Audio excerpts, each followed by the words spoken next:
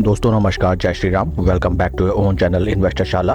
इस वीडियो में आइए हम टाटा पावर कंपनी लिमिटेड, जो कि टाटा समूह की एक लिस्टेड कंपनी है, की तरफ से जो लेटेस्ट मीडिया नोटिफिकेशन निकल के आई है उसको हम स्टडी करते हैं, साथ में कंपनी के fundamentals and technical chart pattern की एक तरफ। First and foremost friends, regarding the Tata power company, ये किस सेक्टर में काम करती है and what is its business. Principal business of the company is generation, transmission and distribution of electricity. The company was among the pioneer in generation of electricity in India more than a century ago. ये थी brief history regarding the company and ये है company की website, Shri Ratan Tata ji. And these are the different verticals जिसमें Tata power काम करता है, like hydro energy, conventional energy, wind energy, solar energy, transmission and distribution, IoT automation, innovation hub and EV charging. तो एक बहुआयामी कंपनी, डिफरेंट बिजनेस वर्टिकल्स हैं company के। अब हम चलते हैं लेटेस्ट नोटिफिकेशन की तरफ। Press release dated 26th September 2025. Tata Power Renewable Energy Limited signs memorandum of understanding with Bank of Baroda to accelerate green energy adoption among MSME and C&I customers. Bank of Baroda to finance solar projects up to 10 megawatts for Tata Power Renewable MSME and C&I customers, and customers to enjoy attractive interest rates starting from just 7.75% and avail collateral free loans up to 10 crore with CGT MSE coverage। तो friends एक काफ़ी बढ़िया news निकल के आई है जिसमें tie up हुआ है between Tata power company and bank of Baroda, जो कि एक PSU बैंक है।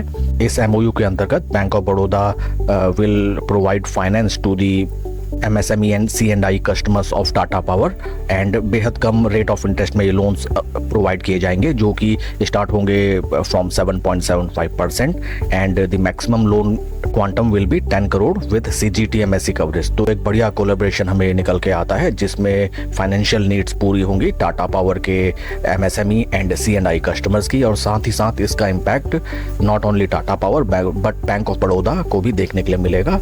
अब हम चलते हैं कुछ फंडामेंटल्स की तरफ रिगार्डिंग टाटा पावर कंपनी। का मार्केट कैप है 1,22,653, P ratio is 30.21 and industry P is 21.2। तो इंडस्ट्री पी से ज़्यादा वैल्यूएशन पे ट्रेड कर रहा है टाटा पावर कंपनी का शेयर, बट हमें ध्यान रखना चाहिए कि बढ़िया चीज़ें ऑलवेज प्रीमियम रेट पे ही मिलती हैं। एंड बीते एक साल का रिटर्न -20% ऑलमोस्ट, एंड बीते 3 महीने का रिटर्न -5%। अब हम चलते हैं टेक्निकल्स की तरफ कि हाल फिलहाल कैसा प्रदर्शन रहा है टाटा पावर कंपनी का टेक्निकल्स में। तो relative strength for 21 days is positive 0.03 and RS55 is -0.01।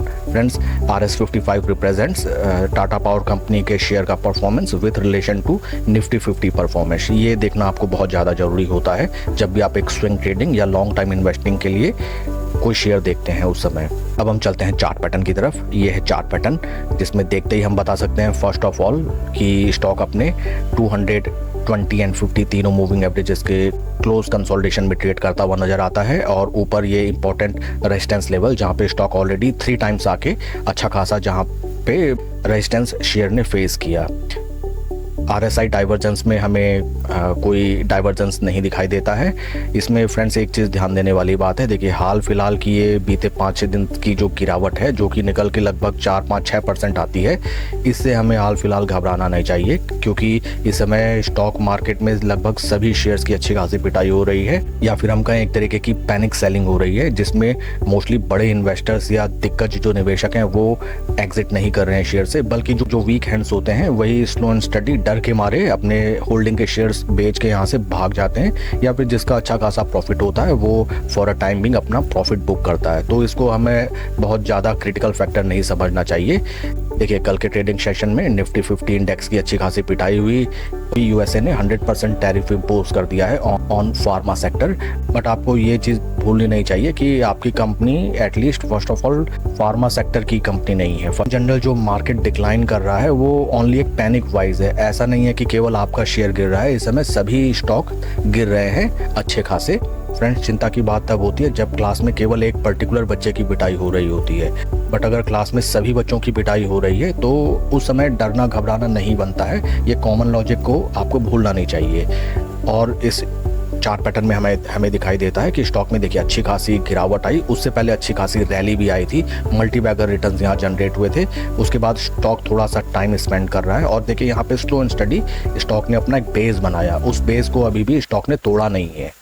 Stock market में nothing is for short term and nothing is overnight. अगर आप सोचते हैं कि यहाँ स्टॉक ने बेस बनाया और यहीं से अपने पुराने लाइफ टाइम हाई पे पहुंच जाए तो ये बिरला ही किसी स्टॉक में होता है। तो हमने यहाँ पे देखा स्टॉक ने अपना स्लो एंड स्टडी बेस बनाया, वहाँ से अच्छी खासी रैली एंड उसके बाद एक ठीक ठाक सा रिट्रेसमेंट।